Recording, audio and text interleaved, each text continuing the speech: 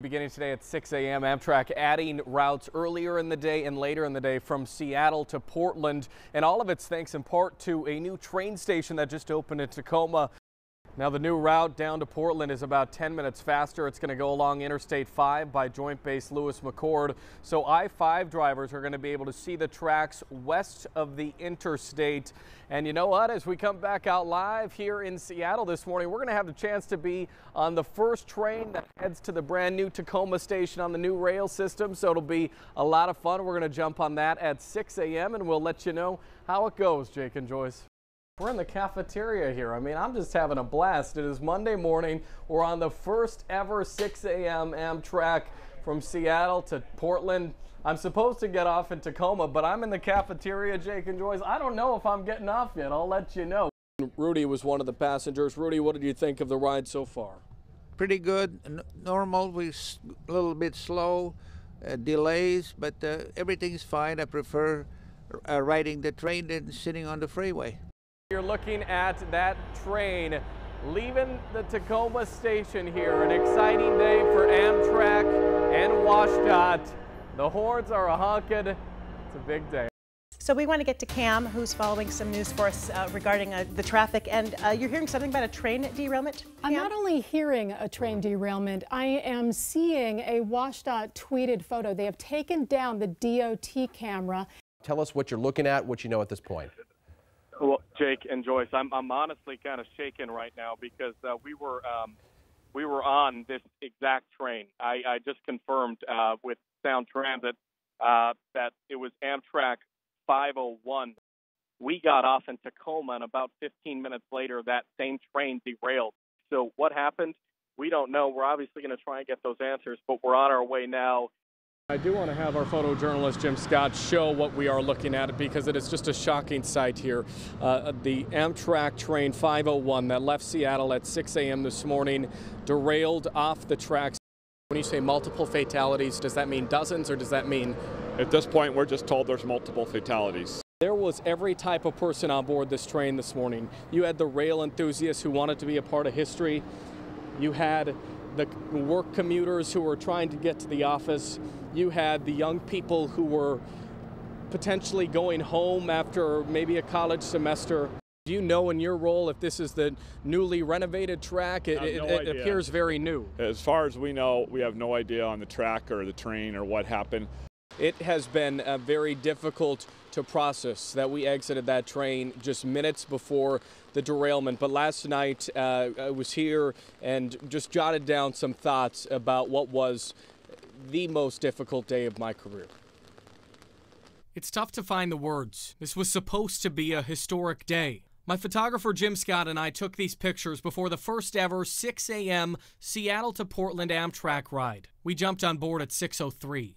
I'm supposed to get off in Tacoma, but I'm in the cafeteria, Jake and Joyce. I don't know if I'm getting off yet. I'll let you know. An hour later at 7 a.m., I shot this video on my cell phone. New 6 a.m. train. Jim, what do you think?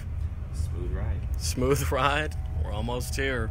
At 7:15, when we got off the train in Tacoma, we filed one final report. As we come back out here, you're looking at that train leaving the Tacoma station here. We were then sent to another story, a protest. I was at the protest when I received the phone call. Minutes after we exited, the Amtrak train derailed. Several people died. It's been a very tough morning for us, tough to process exactly what's taken place here. In the days to come, I'm sure we will get answers about what went wrong. But tonight, my heart is with the good people who were still on this train. They were all so kind. There was every type of person on board this train this morning. You had the rail enthusiasts who wanted to be a part of history. You had the work commuters who were trying to get to the office. You had the young people who were potentially going home after maybe a college semester.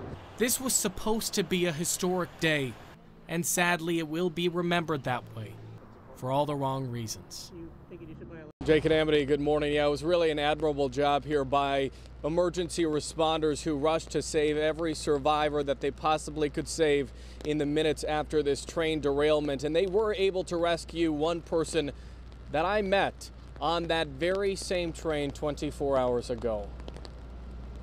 As the 6 a.m. Amtrak left the Seattle station, Rudy Wetzel began his journey home to Centralia. I spoke with him on board. And you said you're a commuter down to Centralia, so this is a nice option for you. Yes, it certainly is. It gives me more time to get my job done in Centralia and continue on. Minutes after we talked, I exited, but Rudy kept going.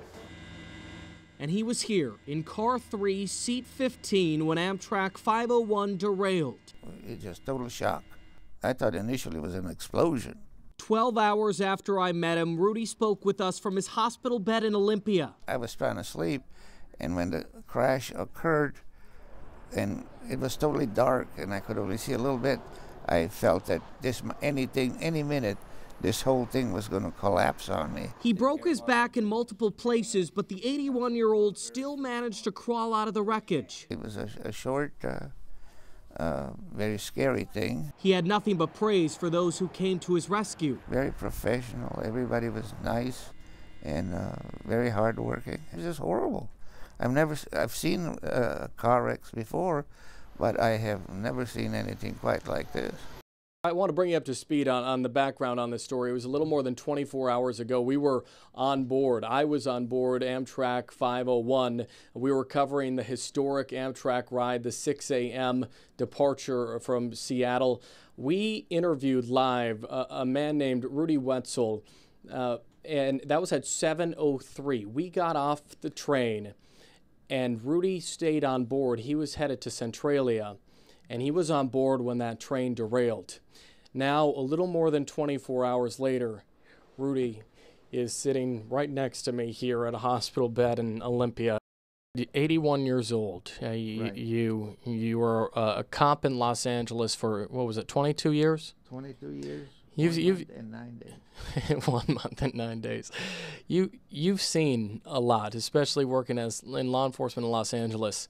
How does this compare to scenes that you've responded to yourself? This was the biggest wreck that I've ever seen.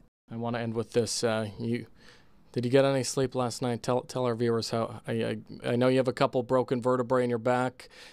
How are you doing as you wake up today in the hospital here in Olympia? They treat me so well. The medication takes away the pain. I'm fine. You are a good man, and I'm so thankful that we are able to have this conversation, and we're thinking about you from the minute that derailment occurred, and obviously we continue to think of the families of all those affected. Yeah, I'm very lucky when I consider all the other people that were hurt much more severely than I did.